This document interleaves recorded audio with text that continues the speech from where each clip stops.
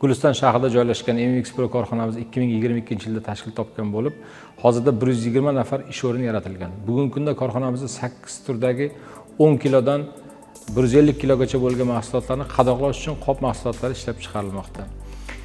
Yaqinda xorijdan import qilib olib kelingan qiymati 2 million AQSh dollarlik bo'lgan asbob uskunani o'z vaqtida bojxonadan rasmiylashtirishda Sirdaryo viloyat bojxona xodimlari yaqindan yordam berishdi. Ularga tashakkur aytamiz.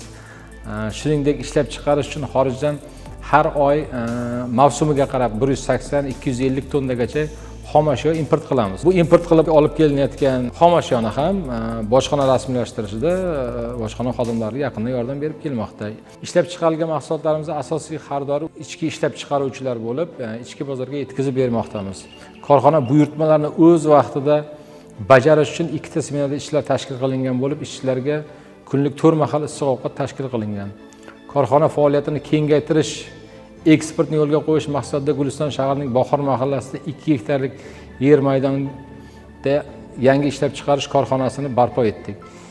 Yangi korxonada 10 million AQSh dollarlik asbob uskunalar olib kelish yuzasidan shartnomalar imzolangan. Ushbu uskunalar olib kelinganda bu korxonada 200 dan ortiq ish o'rni yaratiladi. Chiqariladigan mahsulotlar rejamiz bo'yicha 100% eksportga sotiladi, tashqi bozorga chiqadi. Ish o'rni yaratilgandan keyin Guliston shahrida o'z-o'zidan bandlikni ta'minlashga xizmat qiladi.